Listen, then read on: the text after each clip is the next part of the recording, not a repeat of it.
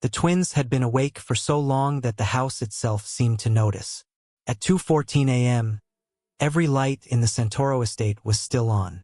Not the warm, accidental glow of a family home, but the sharp, deliberate brightness of a place that did not trust the dark. Hallway sconces burned without flicker.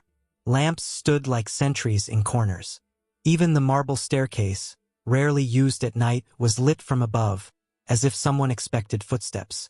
Matteo Santoro stood at the bottom of those stairs, motionless, listening. From behind a heavy oak door on the second floor came the sound he could not control. Whispering. Two voices, soft and urgent, folding over each other in a rhythm that made his jaw tighten. Lucia and Sofia were not crying. Crying he could handle. Crying was noise, and noise could be solved. This was different.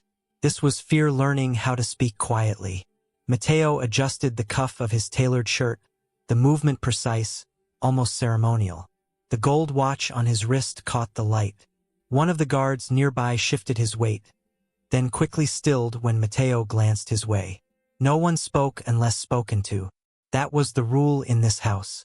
It had been earned over decades, reinforced through contracts, favors, debts, and consequences that never made it into police reports. Yet tonight, none of it mattered. "Still awake?" the guard murmured, unable to help himself. Matteo didn't answer. His eyes stayed on the staircase, on the door, on the invisible line between himself and the thing he could not intimidate. 3 nights. That was how long his daughters had refused to sleep. It had started quietly, the way problems always did when they intended to grow. A request for the light to stay on. Then a demand for someone to sit outside the room. Then screaming, sharp, panicked, tearing through the house in a way that made seasoned men flinch. By the 3rd night, Lucia and Sofia would not lie down at all. They sat upright in their beds, backs against the headboard, eyes wide and alert, as if sleep itself were a trap. Doctors were called. Private ones. Expensive ones. They spoke in low voices about anxiety, about stress, about overactive imaginations. One suggested medication. Matteo had shown him the door. Nannies came next. 2 quit within 48 hours. One left without collecting her final envelope of cash. Another refused to go upstairs alone. She crossed herself repeatedly as she packed. Whispering something in Italian, Matteo pretended not to understand. This was his house, his territory. Nothing happened here without his permission. And yet, here he was, standing helplessly at the bottom of his own staircase. Upstairs, the whispering stopped. Matteo's breath caught. Silence rushed in, thick and expectant. He waited for crying, for footsteps, for anything that explained the sudden absence of sound. Nothing came. Then, faintly, he heard it. A third voice. Not loud enough to identify, not clear enough to understand, but distinct enough that Matteo's spine stiffened. It was calm, measured, female.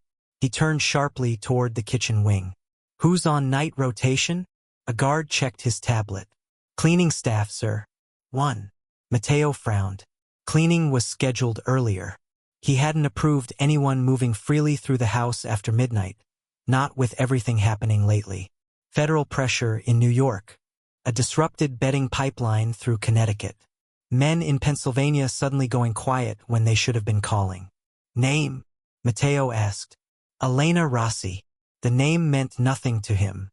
He started toward the stairs, then stopped himself. Control was not about movement. It was about restraint. He gestured instead. "Bring her." The guard hesitated. "She's upstairs, sir." That was a problem. Elena Rossi had not intended to go upstairs. She had been wiping down the kitchen counters, her movements efficient, practiced, the kind that came from years of doing the same work in different houses that all smelled faintly of money and something older beneath it. The Santoro estate was larger than most, colder too. Marble held on to chill the way secrets held on to breath. She had noticed the silence first. It crept in gradually, slipping between the hum of appliances and the distant murmur of guards outside. Elena paused, cloth in hand, listening. Houses always made noise at night. Pipes settling, wood contracting, air shifting. This one had gone unnaturally still. Then she heard the whispering. It came from above, thin but insistent, like someone repeating a phrase they were afraid to forget. Elena's stomach tightened. She had been told the rules on her first day. Clean, cook, keep your head down. Do not interact with the children, especially not at night. She considered calling for security. That was the sensible choice, the safe one, the one people like her survived by making. Instead, she found herself moving toward the staircase. Each step upward felt heavier than the last. The light overhead buzzed softly, casting shadows that seemed to stretch when she passed. The whispering grew clearer, overlapping voices weaving together in a way that made it difficult to tell where one ended and the other began. She stopped outside the twins' bedroom door. It was ajar. That alone sent a prickle of unease across her skin. Doors in this house were never left open by accident. She raised her hand, hesitating, then lowered it again. Before she could decide what to do, a small voice spoke from inside. Elena! Her name landed like a dropped plate. She pushed the door open slowly. Lucia and Sophia sat upright in their beds, hands clasped tightly together. Their dark hair framed identical pale faces. Their eyes were open, too open. Not glassy, not unfocused. Alert, watching her. Elena swallowed. I didn't mean to wake you, she said softly, though she knew that wasn't true. You didn't, Sophia replied. Lucia tilted her head. You can come in. He doesn't like it when we're alone. The room felt colder than the hallway. Elena stepped inside, every instinct warning her she was crossing a line she would not be able to uncross. The air carried a faint scent she couldn't place. Something old, like extinguished smoke or damp stone. What's keeping you awake? Elena asked, forcing her voice to remain steady. The twins exchanged a glance that spoke of shared understanding. Lucia answered first. The man who used to live here. Elena frowned. No one lived here before your father, she said gently. Sophia shook her head.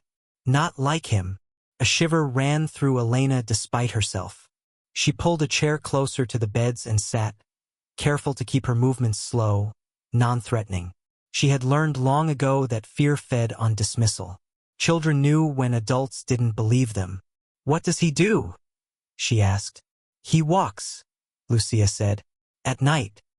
He argues with himself. And he gets angry, Sophia added. But he stops when you're close. Elena felt her pulse quicken. Why me? The twins studied her as if weighing the question. Finally, Lucia said, You listen. That was when the whispering stopped entirely. Downstairs, Matteo Santoro stared at the staircase as Elena Rossi was escorted toward him. His expression gave nothing away, but something inside him had shifted. He felt it the way he felt changes in cash flow or loyalty, an instinct honed by survival. She stood before him now, small in the vastness of the foyer, her hands folded neatly in front of her. No apology, no fear in her eyes, just composure. You were upstairs, Matteo said. Yes. You spoke to my daughters. Yes. You broke a rule. Yes. A beat passed. 2. They slept, Elena said quietly.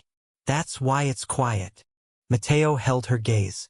For the first time that night, the whispering in his house was gone. And he had no idea what it would cost him to keep it that way. By morning, the house behaved as if nothing had happened. Sunlight spilled across the marble floors, catching on polished surfaces and softening the sharp edges of the night before. Guards rotated shifts with their usual discipline. The kitchen hummed with quiet efficiency. From the outside, the Santoro estate looked once again like what it had been designed to appear, controlled, untroubled, untouchable. Only Matteo Santoro knew better. He stood at the edge of the breakfast room, coffee untouched, listening to the sound coming from upstairs. Not whispering, not crying, sleeping, deep, even breaths drifting faintly through the open vent above the door. Lucia and Sophia were asleep. It should have relieved him. Instead, it unsettled him. Matteo had learned long ago to distrust outcomes he didn't engineer. Every victory in his world came with a visible chain of cause and effect. Money exchanged, threats implied, favors called in. Last night had followed no such logic. A rule had been broken, and the house had responded by calming itself. That was not how power usually worked. He turned as footsteps approached behind him.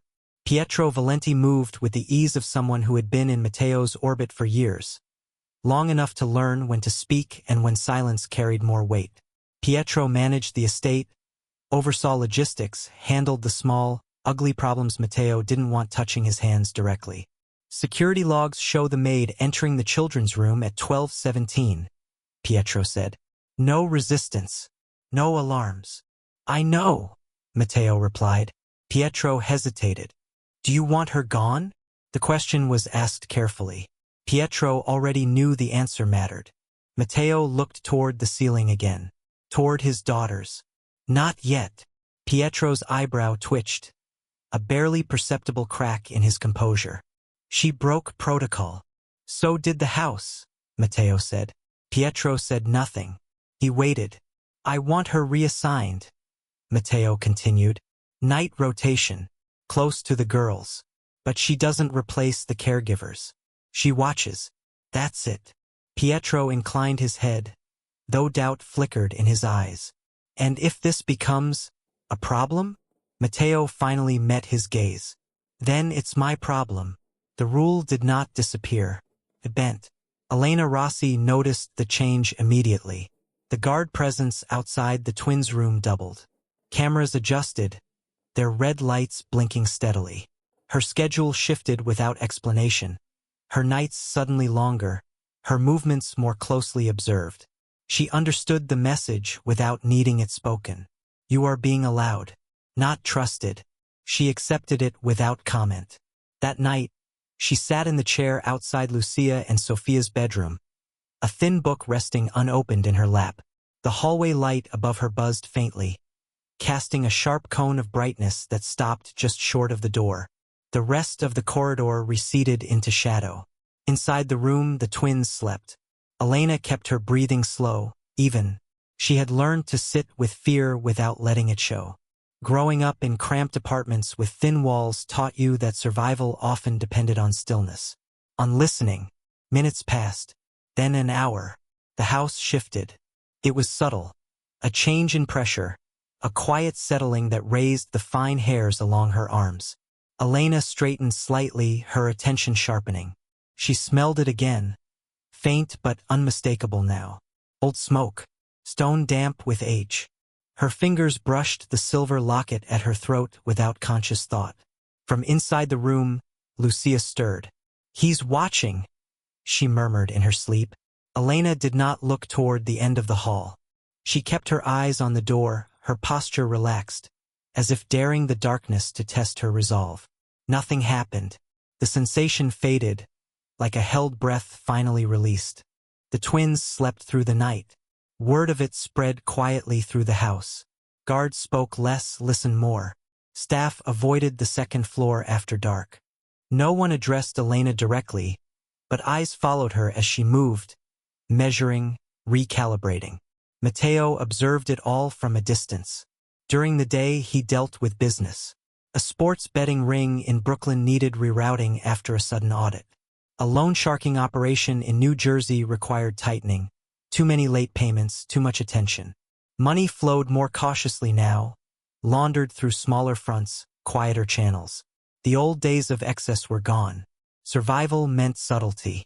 Still, his thoughts returned, again and again, to the upstairs hallway. To Elena Rossi sitting outside his daughter's door like a sentry he had not hired. He summoned her again on the third day. This time, the meeting took place in the sunroom overlooking the water. Glass walls, clean lines, nowhere to hide. Elena stood across from him, hands folded, eyes attentive but guarded. You didn't ask for permission, Matteo said. No. You didn't panic. No. You didn't ask for more money. A pause. I'm paid fairly. Matteo studied her. Why my house? Elena considered the question. She could have said luck, or necessity, or nothing at all. Instead, she answered honestly. It was available, she said. And I needed work that didn't follow me home. Something tightened in Mateo's chest. What follows you? Elena met his gaze. For a moment he thought she might refuse. Instead, she said, debt has a long memory. Mateo filed that away. He leaned back slightly. My daughters sleep when you're near. Yes. I don't believe in coincidences. Neither do I. That earned the faintest curve of his mouth. Not a smile. Something closer to recognition. You're not to tell them stories, he said. You're not to ask them questions about me. You're not to fill their heads with nonsense. Elena nodded. I listen. That's all. Mateo held her gaze a moment longer, then dismissed her with a wave of his hand. As she turned to leave, he spoke again. If this stops working, he said, I will remove you without hesitation. Elena paused. If that happens, she replied, they won't sleep again. The words were not a threat. They were a statement of fact. Mateo watched her go, unsettled by how easily she had spoken it. That night, Pietro Valenti stood at the far end of the hallway, watching Elena take her place outside the twins' room. His expression was thoughtful, his hands clasped behind his back. Interesting, he thought. Some rules, once bent, never fully returned to their original shape. The first record Mateo Santoro requested did not exist. That alone was enough to sour his mood. He sat in his study with the blinds half-drawn, morning light cutting the room into precise angles. A tablet rested on the desk in front of him, its screen filled with property data, municipal filings, contractor records. Everything that should have told a clean, boring story about the land beneath his house. Instead, there were gaps. Not the kind caused by sloppy paperwork or time. These were deliberate absences. Names that appeared once and never again. Construction permits filed under shell companies that dissolved the same year. Inspection reports signed off without listed inspectors. Mateo's jaw tightened. He had bought the Santoro estate the way he bought everything else, through layers. A holding company in Delaware. A trust routed through New Jersey. Cash that passed through legitimate hands long enough to come out clean. He had paid extra for anonymity for certainty. Certainty was now missing. Pietro Valenti stood across from him, hands folded, posture respectful. The records are incomplete, he said carefully. Older than your acquisition. Before my time. Mateo's eyes lifted slowly. Nothing is before your time. Pietro gave a small, placating smile. Before my oversight, then. Mateo tapped the tablet once, sharply. Who built it? A development firm, Pietro replied. Now defunct. Owned by. Pietro hesitated just long enough to notice. A man named Robert Hale. The name landed flat. Mateo searched his memory. Nothing stirred. Background. Minimal, Pietro said. American. Private. Kept to himself. Mateo leaned back in his chair. Find him. Pietro nodded without hesitation. Already trying. Upstairs, Elena Rossi folded a blanket at the foot of the twins' beds. Her movements slow, methodical. Lucia and Sophia sat cross-legged on the rug, sorting small wooden figures they had lined up carefully along the baseboard. Animals. People. Tiny houses carved with surprising detail. Where did these come from? Elena asked. Sophia didn't look up. They were already here. Lucia placed a small figure, taller than the rest, slightly apart from the others. He doesn't like to be crowded. Elena felt the familiar prickle along her arms. Who? The man, Lucia said. The one who built the walls. Elena lowered herself onto the rug, keeping her expression neutral. What do you mean? He made places inside places, Sophia said. So he could hear everything. Lucia nodded. He didn't trust silence. Elena glanced around the room. It looked ordinary enough. Tastefully decorated, soft colors. Expensive furniture chosen for comfort rather than flash. But when she focused, she noticed the way the walls met the ceiling. Too clean. Too seamless. She pressed her palm lightly against the wall. Felt solid. Cold. When does he come? Elena asked. At night, Sophia replied. When everyone thinks he's gone. That evening, the house breathed differently. A storm rolled in from the water, low clouds dragging shadows across the estate. Wind rattled the windows softly, like fingertips testing glass. Inside, lights flickered once, then steadied. Elena took her place in the hallway chair, book closed in her lap. The hallway light buzzed faintly overhead. She had begun to notice its rhythm, how it brightened slightly when the twins slept deeply, how it dimmed when the air grew heavy. She did not believe in ghosts, but she believed in residue, in the way places absorbed the intentions of those who shaped them. Fear left marks. So did obsession. Downstairs, Matteo paced. The storm had disrupted more than the weather. A call from New York confirmed what he had suspected. One of his Brooklyn betting operations had been flagged again, this time by a federal task force working quietly, patiently. No raids yet, no arrests, just pressure. The kind designed to make men talk. He ended the call and stood still, listening. The house made a sound then. A low creak, not from the stairs or the floors, but from somewhere deeper, inside the walls. Matteo's hand tightened around his phone. Pietro, he said into it, bring me the blueprints. There was a pause on the line. Which set? All of them. Upstairs, the twins stirred. Elena felt it before she heard it, the shift, the tightening of the air. The hallway seemed to narrow, shadows pooling at the far end where the light didn't quite reach. Lucia sat up suddenly. He's angry. Sophia's fingers clenched in the blanket. Someone's asking questions. Elena stood slowly, positioning herself between the door and the darkness beyond. Her heart pounded, but she kept her voice steady. No one is coming in here. A soft sound answered her. Not a voice, not a footstep, a click, like something opening. Downstairs, Pietro spread a stack of documents across Matteo's desk. Old blueprints yellowed at the edges.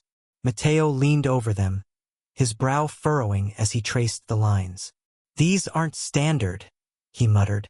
No, Pietro agreed. They're thorough. Too thorough.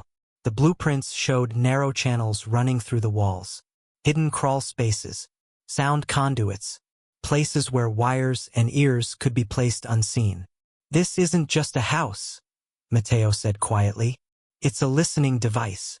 Pietro nodded. Built by someone who didn't trust anyone. Upstairs, Elena felt the wall behind her vibrate faintly. She placed her hand against it again, feeling a subtle hum beneath the surface. No, she whispered, more to herself than anyone else. You don't get to do that anymore. The hum subsided. Later that night, long after the storm had passed, Matteo received a message on a burner phone he rarely used. The number was unfamiliar. The message was short. You bought more than a house. Matteo stared at the screen, then slowly lifted his gaze toward the ceiling, toward his daughters, toward the woman sitting outside their door, unknowingly standing guard over secrets embedded in his walls. Somewhere deep within the estate, something listened. And for the first time since buying the house, Matteo Santoro wondered who, exactly, had ever been in control. The knock came at 2:17 a.m. Not loud, not urgent. 3 deliberate taps, evenly spaced, confident enough to assume it would be answered. Matteo Santoro was already awake. He stood at the edge of his bedroom, suit jacket draped over a chair, gun resting loose in his right hand. The message from the burner phone replayed in his mind, over and over, each repetition sharpening his focus rather than dulling it. You bought more than a house. The knock came again. Matteo didn't call out. He didn't signal the guards. He moved silently, bare feet on cold marble, down the hallway and toward the front of the estate. Every light remained off. The house for once played dead. At the door he paused. Then he opened it. A man stood on the threshold, rain-dark coat hanging heavy on his shoulders despite the storm having passed hours earlier. He was in his late 50s, maybe early 60s, face weathered but precise, like it had been carved down by intention. His eyes were pale and alert, missing nothing. He smiled faintly. "Good evening, Mr. Santoro," the man said. Or should I say, good morning? Mateo raised the gun an inch. You're brave. No, the man replied calmly. I'm expected. Mateo studied him. No visible weapon. No visible fear. That alone made him dangerous. Come in, Mateo said. The man stepped inside, boots echoing softly against the marble. He glanced around with something close to fondness, as if revisiting an old neighborhood. You changed the furniture, he observed, but not the bones. That was wise. Mateo closed the door behind him. Who are you? The man turned, meeting his gaze fully now. Robert Hale. The name landed like a delayed explosion. Mateo's grip tightened. You built this house. I designed it, Hale corrected. Built implies labor. I dealt in intention. You bugged it. Hale chuckled softly. I listened to it. They stood there. The silence between them stretched thin and electric. Somewhere upstairs, the house settled with a muted groan, like a living thing shifting in its sleep. You shouldn't have contacted me, Mateo said. No, Hale agreed. But you shouldn't have started pulling threads. Mateo gestured with the gun. Talk. Hale walked slowly, deliberately, toward the center of the foyer. His fingers brushed the wall as he passed, lingering for a fraction of a second. This estate was commissioned by men who feared each other more than the law, he said. They wanted assurance, insurance, something that would survive betrayal. And you gave it to them. I gave them control, Hale said. At first. Mateo's eyes narrowed. At first. Hale turned, his expression hardening. You don't build something like this without eventually becoming curious. About who lies, who plots, who thinks they're alone. A pause. I listened to everything. Mateo felt a flicker of something he hadn't felt in years. Unease. Upstairs, Elena woke with a start. Not from sound, but from pressure. The air in the hallway felt compressed, dense, as if the walls were holding their breath. She slipped quietly from her chair, pressing her ear to the twins' door. Inside, Lucia was already awake, sitting upright, watching the wall. He's here, Lucia whispered. Sophia clutched her sister's sleeve. And someone else. Elena straightened, heart racing. She moved the girls gently away from the wall, positioning them closer to the bed. No one comes in, she said softly. No matter what you hear. Downstairs, Mateo circled Hale slowly, predator assessing predator. Why contact me now? Mateo asked. Why not years ago? Hale smiled, thin and sharp. Because years ago, the house belonged to men who understood what it was. You don't. Mateo stopped in front of him. Then enlighten me. Hale's gaze flicked upward just for a moment, toward the ceiling, toward the hidden channels threaded through concrete and steel. The house is waking up, Hale said. And so are the people who want what it remembers. Mateo's voice dropped. My daughters live here. Hale nodded once. Yes, I know. The word no echoed louder than it should have. Mateo stepped closer, gun now inches from Hale's chest. You ever say their names again, you won't leave this house alive. Hale didn't flinch. I didn't come to threaten you. I came to warn you. About what? About the man you trust. The words hung there. Mateo's eyes hardened. I trust very few people. You trust one too many, Hale replied. Before Mateo could respond, a sharp sound cut through the foyer. A faint click, followed by a low hum, identical to the one Elena had felt earlier. Hale's expression changed. Ah, he murmured. He's listening now. Mateo turned slowly toward the wall. Who? He demanded. Hale met his gaze, something like regret flickering across his face for the first time. The one who learned faster than I did, he said. The one who realized the house wasn't just for hearing, but for choosing. Upstairs, the lights flickered. Lucia gasped. He knows where we are. Elena pulled the girls into her arms, her body instinctively shielding them. Her pulse thundered in her ears as the walls emitted a barely perceptible vibration, like a distant engine starting up. Downstairs, Mateo raised his voice for the first time. Pietro. No answer. The hum deepened. Hale took a step back, suddenly cautious. If I were you, he said quietly, I'd stop asking what the house can do. Matteo turned back to him, eyes blazing, and start asking. Hale finished. Who it answers to. The hum cut out abruptly. The silence that followed was worse, because it felt intentional. The silence didn't fade. Pressed. Matteo Santoro stood frozen in the center of the foyer, gun still raised, every instinct screaming that whatever had just stopped listening hadn't gone away. It had simply decided to wait. Robert Hale broke the stillness first. You need to understand something, he said quietly. The house doesn't react to fear. It reacts to certainty. Matteo's jaw tightened. You're still talking. Because you're still alive, Hale replied. And because the next decision you make decides whether that remains true. Matteo turned his head slightly, eyes never leaving Hale. You said someone else learned faster than you.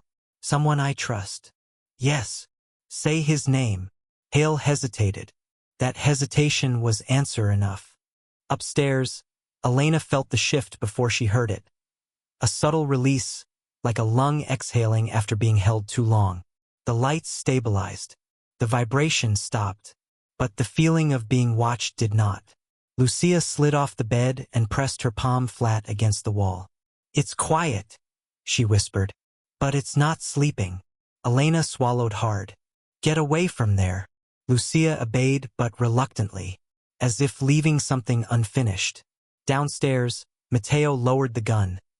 Slowly, deliberately, and set it on the console table beside the door. The sound of metal touching marble echoed louder than any gunshot. Hale's eyebrows rose slightly. That's either very brave or very foolish. Matteo rolled up the sleeve of his dress shirt, revealing the thin scar that cut across his forearm, old, jagged, unmistakably earned.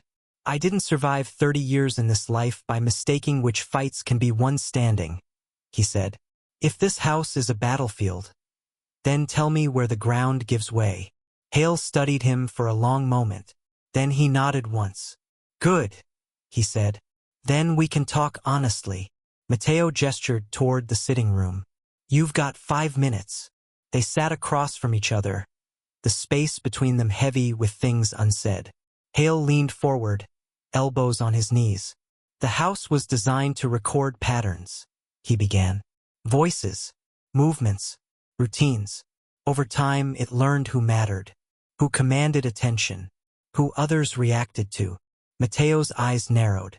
You're describing surveillance. I'm describing influence, Hale corrected. Surveillance is passive. This evolved. A beat. Someone fed it priorities, Hale continued. Taught it what to protect, what to amplify, what to suppress. Matteo's voice went cold. And this someone is still here. Yes. Inside my operation. Yes. Matteo leaned back, the leather creaking beneath him. For the first time, the weight of it settled in. Not rage, not panic, but something worse. Betrayal with patience. Why hasn't he moved? Matteo asked. If he has this much control, why wait? Hale exhaled. Because power isn't proven by taking something. It's proven by making someone kneel without asking. The words hit harder than a threat. Upstairs, Elena heard footsteps outside the twins' room. Slow. Familiar. She recognized the rhythm. Pietro. Her stomach dropped. The door didn't open. It didn't need to. The footsteps stopped just long enough to be felt. Then they moved on. Lucia began to shake. He knows, she whispered. He's letting us know he knows. Elena pulled the girls close, her heart pounding so hard it hurt. She thought of Matteo, of his rules, his certainty, his belief that control was something you held in your hands. She had never seen him powerless. Downstairs, Matteo rose from his seat. Where does it end? He asked. Hale stood as well. With acknowledgement. Matteo's eyes snapped to him. Of what? That you are not the highest authority in your own house. The words tasted like blood. Matteo turned away, pacing slowly, each step measured. He stopped beneath the grand staircase, looking up at the darkened landing above. "My daughters live here," he said again, softer now. "They didn't choose this life." "No," Hale agreed, "but someone else did. Someone who believes lineage is leverage." Mateo closed his eyes. When he opened them, the fire was gone. In its place, calculation. He turned back to Hale. "What do I do?" Hale hesitated, then answered truthfully. "You kneel," he said. "Not publicly, not permanently, just long enough to make him believe he's won." Mateo laughed once, humorless. "You're asking me to hand over my crown." "I'm asking you to protect your bloodline," Hale replied. "Crowns can be reclaimed. Graves cannot." A long silence followed. Then Mateo did something Hale hadn't expected. He nodded. "Set the meeting," Mateo said. "Let him come to me." Hale's eyes widened slightly. "You're sure?" "No," Mateo replied. "But certainty isn't what this house listens to anymore." Upstairs, Elena felt it, the shift again. Different this time. Focused. Like attention narrowing to a point. Lucia looked up suddenly. "Papa's bowing," she said. Sophia stared at her. "What?" Lucia shook her head. Confused. "Not like that. Inside." Downstairs, Mateo Santoro stood alone in the foyer after Hale left. The house quiet around him. Slowly, deliberately, he lowered himself to one knee. Not in submission, in strategy. And somewhere deep within the walls, something listened and smiled. The meeting was set for dawn. Not announced. Not confirmed. Simply understood like gravity. Mateo Santoro didn't summon men anymore. He adjusted the environment and waited for the inevitable response. By 5:12 a.m., the house was awake. Not with sound, but with awareness. Elena hadn't slept. She sat at the small desk in the guest bedroom the twins now shared, fingers wrapped around a cup of untouched tea gone cold. Lucia and Sophia lay curled together, breathing unevenly, their dreams restless. Every few minutes, Lucia's fingers twitched as if counting something unseen. Elena watched the hallway light flicker once, then stop. Footsteps approached, measured, confident. No attempt at stealth. A knock, polite, controlled. Elena's heart slammed against her ribs. She stood, smoothing her sweater out of reflex, and opened the door. Pietro De Luca stood there, hands clasped loosely behind his back, wearing a tailored charcoal suit that looked more boardroom than bloodshed. His hair was silvering at the temples, his expression calm, almost gentle. "Elena," he said, "you look tired." She met his gaze without flinching. "What do you want?" Pietro smiled faintly. "That depends on how much you already know." Behind her, Lucia stirred. Pietro's eyes flicked past Elena, just briefly. "May I come in?" he asked. "No." Another pause. Calculated. "Fair," he said. "Then I'll be brief." He leaned slightly closer. Not invading, just enough to force attention. "Your daughters are remarkable," Pietro continued. "Most children would be screaming by now, or asking questions. Yours listen." Elena felt a flash of anger burn through the fear. "Stay away from them." "I have," Pietro said calmly. "So far." He straightened. "Mateo will meet me downstairs in less than 30 minutes. When he does, he'll offer me something." Elena said nothing. Pietro's eyes softened. Not with kindness, but with certainty. "What he won't realize," Pietro continued, "is that I've already accepted." He turned and walked away, footsteps receding down the hall as if he had never doubted he would leave unharmed. Elena closed the door with shaking hands. Downstairs, Mateo Santoro stood at the long dining table alone, dressed in a simple black shirt. No jacket, no jewelry. The absence was intentional. Symbols mattered, especially which ones you withheld. The room smelled faintly of coffee and old wood. At exactly 5:40 a.m., Pietro De Luca entered through the side door. No guards, no entourage. That, more than anything, confirmed the depth of his confidence. "Mateo," Pietro said warmly, "you look thinner." Mateo didn't rise. "You look comfortable in my house." Pietro smiled and took the seat opposite him without asking. Homes are just structures, he said. They respond to whoever understands them best. A beat. I hear you've been listening, Matteo said. Pietro tilted his head. I always listen. Silence stretched between them.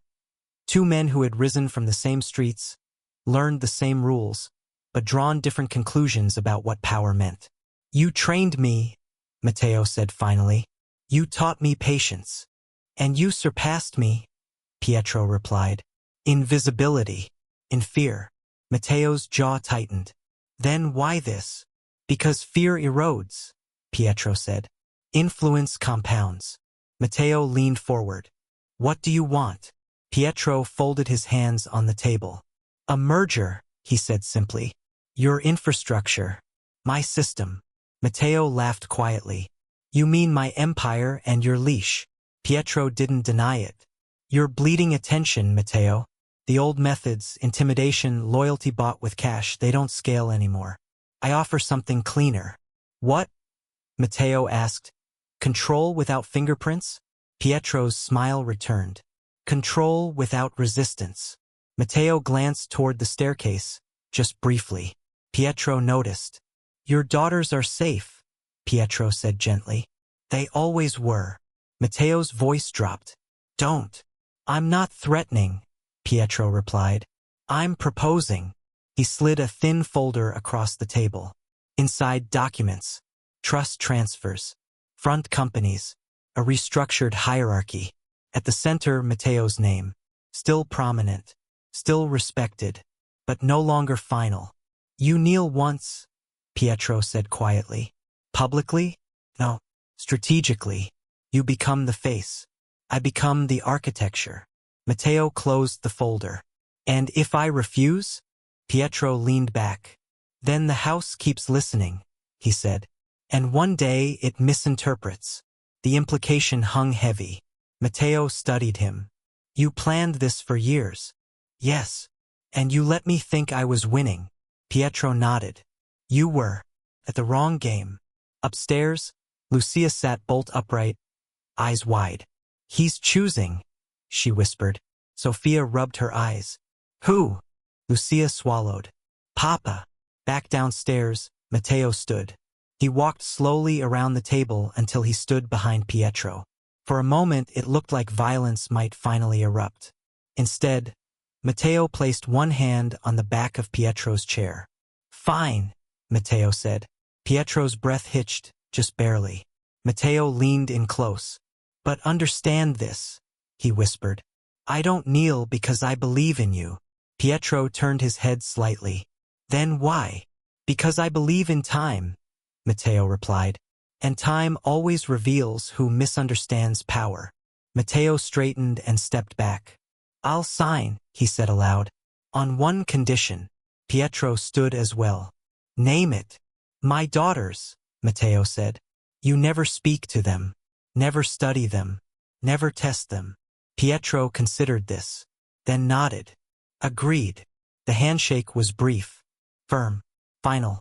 As Pietro left the room, the house seemed to exhale, satisfied. Upstairs, Elena felt the change and knew something irreversible had just occurred. Matteo Santoro had made a proposal without love. Commitment without trust. And somewhere beneath the calm, something far more dangerous than rebellion was beginning to form. Patience. The first consequence arrived before noon. Not with gunfire.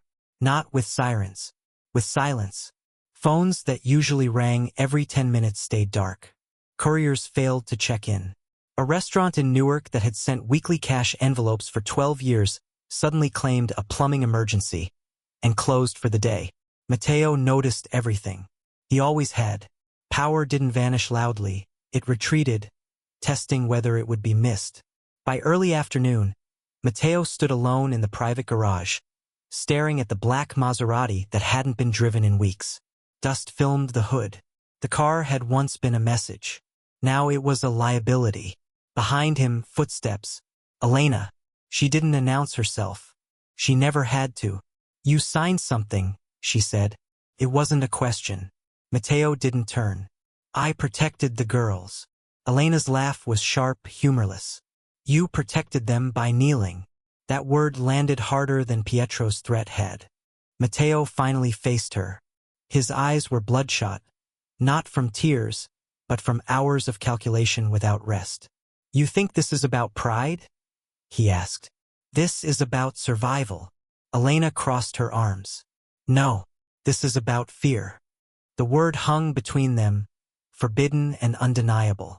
You used to tell me, she continued, voice steady but tight, that fear was a tool, something you held, not something that held you.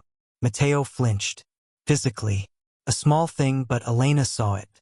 You don't know what he has, Matteo said. I know exactly what he has, Elena replied. Time, patience, and the ability to wait until you rot from the inside. She stepped closer. He didn't beat you, Matteo. He outlasted you. Matteo's jaw clenched. You think confrontation fixes that? No, Elena said. But pretending it didn't happen destroys everything. A car door slammed outside. Matteo's head snapped toward the sound. Then Pietro De Luca walked into the garage as if invited. No jacket, no tie, casual, familiar, ownership disguised as comfort. I hope I'm not interrupting, Pietro said mildly. Elena turned on him instantly. Get out. Pietro smiled. Still protective. Admirable. Matteo stepped between them without thinking. An old instinct. A dangerous one. We agreed, Matteo said coldly. No contact. Pietro lifted his hands slightly. Relax. I'm here for business. He nodded toward the Maserati. I had it appraised. Loud. Expensive. Nostalgic. Matteo said nothing. We'll liquidate it, Pietro continued. Convert the value. Cleaner channels. Elena stared at Matteo. You didn't tell me he'd start dismantling you immediately. Matteo felt something shift, subtle, but profound. This wasn't erosion. This was consumption. I'll decide what stays, Matteo said. Pietro's smile thinned. That's not how mergers work. Elena stepped forward. You're in his house. And he's in my system, Pietro replied calmly. Lucia's voice echoed suddenly from the doorway. Papa. Every head turned. Lucia stood there in her socks, Sophia just behind her, clutching a stuffed rabbit missing one eye. The air changed instantly. Pietro's gaze locked onto Lucia, not predatory, not kind. Assessing. Matteo saw it. That was the mistake. Matteo moved. Fast. He grabbed Pietro by the collar and slammed him against the concrete pillar. The sound cracked through the garage like a gunshot. Elena screamed the girls' names. Lucia didn't move. She stared, wide-eyed, silent, absorbing everything. I warned you, Matteo snarled, forearm crushing Pietro's throat. You look at them again, and I end you. Pietro's face reddened. His calm fractured but didn't shatter. Matteo, he choked. This proves my point. Matteo released him abruptly. Pietro staggered back, straightening his shirt with shaking hands. His eyes were no longer warm. They were cold. You've crossed a line, Pietro said quietly. No, Matteo replied. You did. Pietro nodded slowly. Then let's be honest. He looked at Elena, then at the girls. You don't kneel once, he said. You kneel every day, or you get replaced. He turned and walked away without another word. The garage felt smaller after he left. Lucia finally spoke. He's going to hurt you. Matteo crouched in front of her, forcing his voice to steady. No one's hurting anyone. Lucia shook her head. He already is.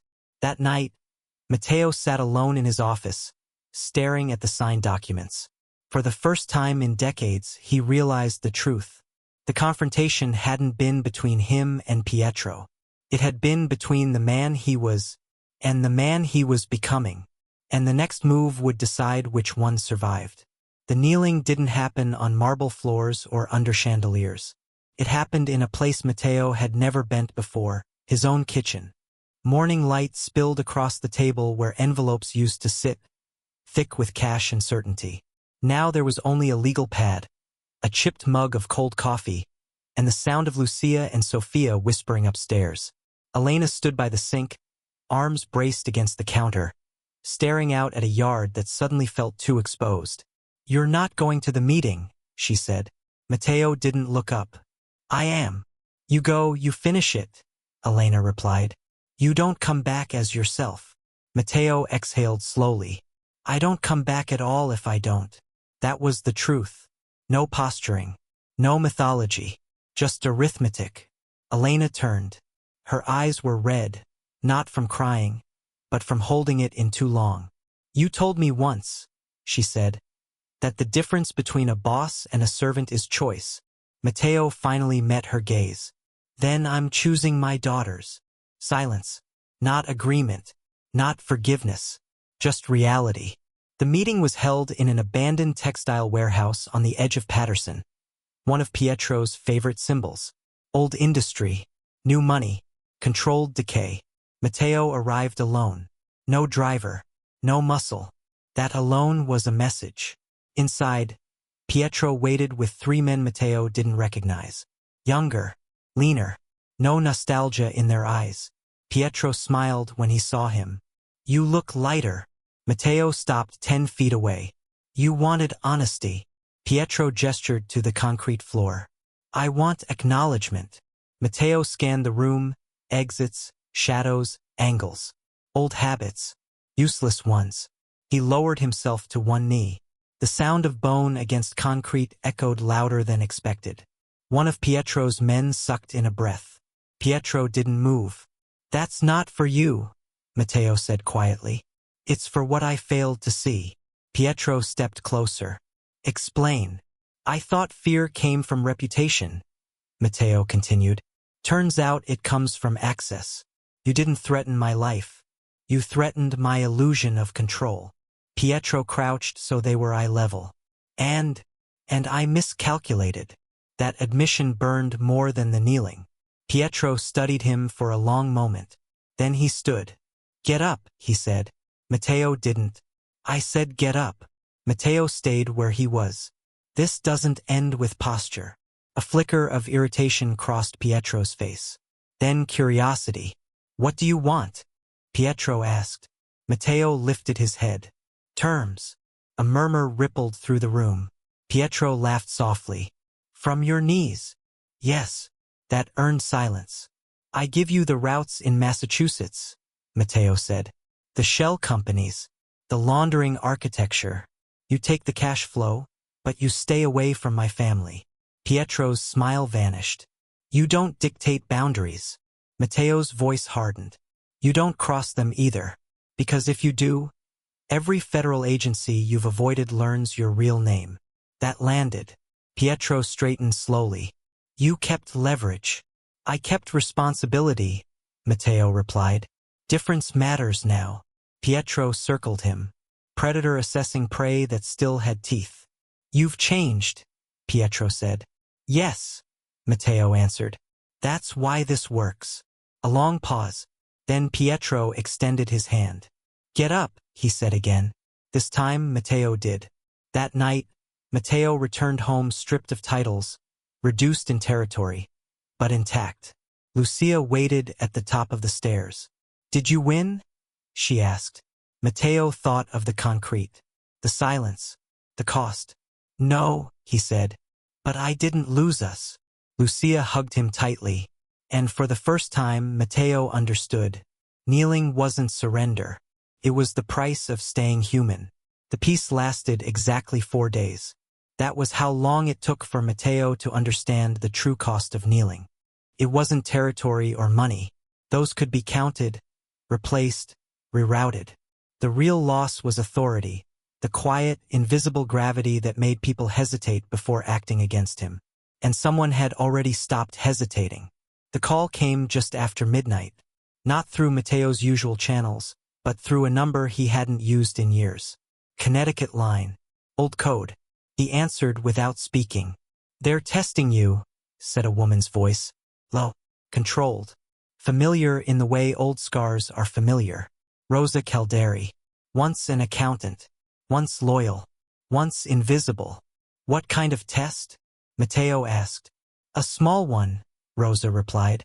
Something that looks like coincidence if you're weak enough to believe in it. The line went dead. Matteo sat in the dark kitchen, the refrigerator humming, the house breathing around him. Elena watched from the doorway. They're moving, she said. Yes. And you're going to stop them. Matteo shook his head. I'm going to commit. The problem surfaced at dawn. One of Matteo's remaining betting operations in South Boston, a quiet sports betting room disguised as a janitorial supply company, was raided. Not by police, by men. No guns, no blood, just broken fingers and a ledger taken clean. A message without noise. By noon, word spread. Matteo's protection meant nothing anymore. That was the real test.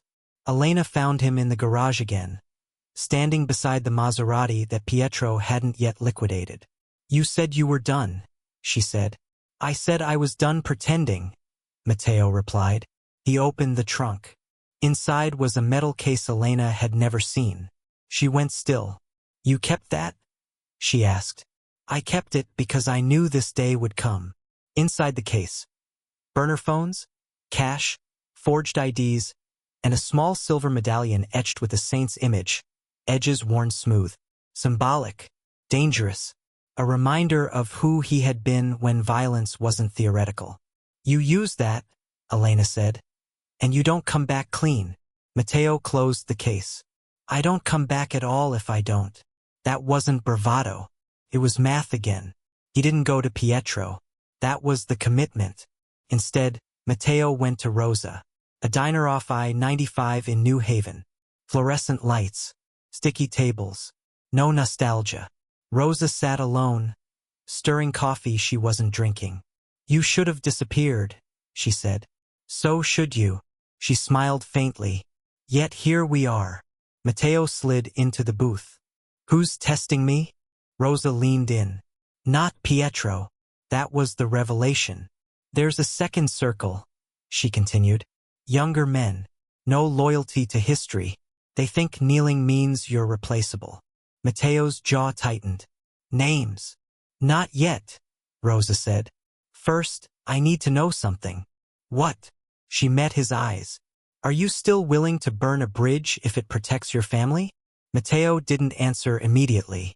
Images flashed: Lucia's stare in the garage, Sophia's rabbit, Elena at the sink. Yes, he said, but only once. Rosa nodded. Then choose carefully. The opportunity came that night. One of the younger crews moved on Matteo's New Jersey laundering hub, a real estate office in Hoboken used to funnel cash through shell renovations. Matteo arrived before they finished. He didn't bring a crew. He brought documents. He walked into the office while the men were still there, mid-argument over percentages. They froze. You're early, one of them said, forcing a smile. Matteo placed a folder on the desk. Inside were bank records, voice transcripts, surveillance stills, enough to dismantle the entire operation and bury everyone involved under indictments. I'm not here to fight, Matteo said. I'm here to decide. One of the men laughed nervously. Decide what? Who gets to keep breathing without looking over their shoulder? Silence. Matteo pointed to one man. You leave. Tonight. You never come back. He pointed to another. You stay. You answer to me. The third man shifted. And if we don't? Matteo leaned closer. Then Pietro finds out you moved without permission. And I become the least of your problems. That was the power shift. They complied. Matteo returned home just before dawn. Elena waited, arms crossed, fear and fury braided together. Did you stop it? She asked. Yes. And? Matteo removed the silver medallion from his pocket and placed it on the table. I chose the line, he said, and I won't cross it again. Elena studied him. You're not free. No, Matteo agreed. But I'm committed. Upstairs, Lucia stirred in her sleep. And somewhere beyond New Jersey, men recalculated their plans, because Matteo DeLuca had reminded them of something dangerous. Kneeling didn't mean finished. It meant deliberate. The last reckoning didn't come with violence. It came with paperwork, quiet rooms, and the slow collapse of illusions. 2 weeks after Matteo drew his line, the system adjusted around him, resentfully at first, then inevitably. The younger crews folded back into themselves, suddenly careful, suddenly respectful again. Not out of fear of what Matteo might do, but of what he now refused to do. Limits were more dangerous than rage. Pietro De Luca never called. Instead, a courier delivered a single envelope, thin, precise, unmistakably final. Inside was a notarized agreement releasing Matteo from any remaining informal obligations. No apology, no threats, just acknowledgement. Elena read it twice, then set it down. "That's it?" she asked. "That's it," Matteo said. She studied him, searching for triumph, regret, anything dramatic. There was none, only exhaustion, and something quieter beneath it. Relief. The house began to change after that. Not immediately. Change never announces itself when it matters. The Maserati disappeared first, sold, rerouted, gone without ceremony. Then the office upstairs was emptied, files shredded, safes removed. The room became a guest bedroom, painted a pale gray. Lucia chose herself. Matteo watched his daughters sleep more than he ever had before. Not out of fear, out of gratitude. One night, Lucia asked him, "Are you still a boss?" Matteo thought carefully before answering. "I'm still your father," he said. "That's the only job I can't quit." She nodded, satisfied. Children recognize truth faster than men. Elena didn't forgive him all at once. That mattered. Trust returned in increments. Shared meals, unguarded conversations, moments where silence felt safe instead of sharp. Matteo never rushed it. He understood now that reconciliation wasn't something you earned with words. It was something you proved by staying consistent when no one was watching. One evening, months later, Elena placed the silver medallion on the table between them. "You don't need this anymore," she said. Matteo turned it over once, then slid it into a drawer. "I know." He didn't throw it away. Some symbols weren't meant to be destroyed, only retired. Rosa Calderi vanished quietly. No farewell, no trace. Matteo understood the message. The world they had survived didn't allow clean exits, only careful ones. He respected that. As for him, Matteo found work that didn't require fear to function. Consulting, real estate, quiet investments that made less money but demanded fewer lies. The power was smaller. The life was bigger. On a cold autumn morning, Matteo stood in the backyard watching Lucia and Sophia chase fallen leaves across the grass. Their laughter carried, unburdened, unafraid. Elena joined him, slipping her hand into his. "You gave up everything," she said softly. Matteo shook his head. "I gave up the wrong things." He looked at his daughters, at the house, at the life that no longer needed constant defense. For the first time, Matteo understood what true authority felt like. Not control, not fear, but the ability to walk away and still be standing. And in that quiet certainty, the story ended where it was always meant to, not with a man ruling an empire, but with a family finally at peace. If this story kept you hooked, make sure you subscribe to the channel so you don't miss the next one. Turn on notifications. These stories drop when you least expect them, and you won't want to find them late. And let me ask you something, backhand index pointing down. What country are you watching from? And what did this story teach you about power, family, or sacrifice? Drop your thoughts in the comments. I read them, and your perspective might shape the next story.